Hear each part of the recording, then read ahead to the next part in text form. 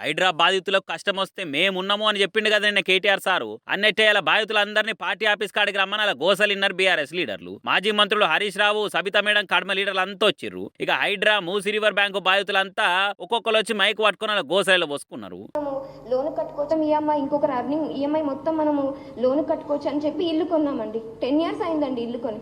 ఇప్పుడు సడన్ గా వచ్చి బఫర్ జోన్ అంటున్నారు. అంటే ఇప్పుడు బఫర్ జోన్ లో ఒక్కసారి మార్పు వేస్తే కూలగొట్టేస్తామంటున్నారు. మాకు అసలు ఏం చేయాలో మాకు అర్థం కావట్లేదు. ఇంకా 2035 దాకా మాకు ఈఎంఐస్ ఉన్నాయి. వాళ్ళు బ్యాంక్ వాళ్ళు ఏం చెప్తున్నారంటే ఇల్లు ఉన్నా లేకపోయినా మేము ఈఎంఐ కట్టాలంటున్నారు.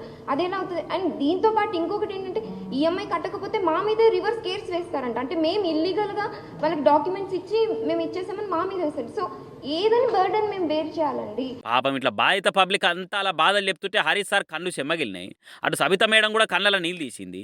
ఏండ్ల సందు ఉంటున్నాము, అన్ని పన్నులు కడుతున్నాము, లోన్లు పెట్టి ఇండ్లు కొనుక్కున్నాము. ఇప్పుడు వచ్చి మీది రూల్ ప్రకారం లేదు అని ఇండ్లు కూలగొడితే పిల్లా జిల్లాతోటి ఎట్లా పోయి బతుకుతాం సారు, మాకు మీరే దిక్కు అని గోడెలో పోసుకున్నారు. పార్టీ తరపున మీకు ఖచ్చితంగా సాయం చేస్తాము, న్యాయ పోరాటంలో మీకు తోడుంటామని చెప్పి ధైర్యం ఇచ్చారు బీఆర్ఎస్ లీడర్లు. అటు హైదరాబాద్ వచ్చి ఇల్లు కూలగొడతారని పాపం కూకట్పల్లి దిక్కు ముసలవ జీవి తీసుకున్నది. ఇంకొందరేమో పేయి మీద పెట్రోల్ పోసుకుంటున్నారు. మరి సర్కారాలకేమన్నా సౌలత్ చేసి ఉపాయం చూపించి కూలగొడితే బాగుండనే చాలా మంది అంటున్నారు.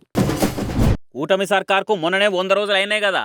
అటు సర్కారు ఎక్కి సెంచరీ అయిందని మా మంచి సర్కారు అని బ్యానర్లు, యాడ్లు కొట్టించి ప్రచారం కూడా చేసుకుంది సర్కారు. అయితే కూటమి సర్కారే గెలుస్తుందని ఓట్లకు ముందే చెప్పిన కేకే సర్వే అధినేత కేకే అన్న ఇలా కూటమి సర్కారుకు మింగుడు పడని ముచ్చట చెప్పిండు. కూటమి సర్కారు 100 రోజుల పాలన మీద జనం ఎవ్వరు సంబరంగా లేరు, నిరాశ నిస్పృహలతోనే ఉన్నారని చెప్పుకొచ్చిండు. దాన్ని డైవర్ట్ చేస్తేందుకే లడ్డు రాజకీయాలు చేస్తున్నారని కామెంట్ చేసిండు. అయితే కేకే సర్వే అధినేత చేసిన కామెంట్ల మీద కూటమి ఫ్యాన్స్ కుతకు తుడుకుతున్నారు. ఏ గూటి శిల్క ఆ గూటి పలుకులు పలుకుతారన్నట్టు వైసీపీ పంచన చేరి ఇట్లా మాట్లాడుతున్నావా అని గరమే.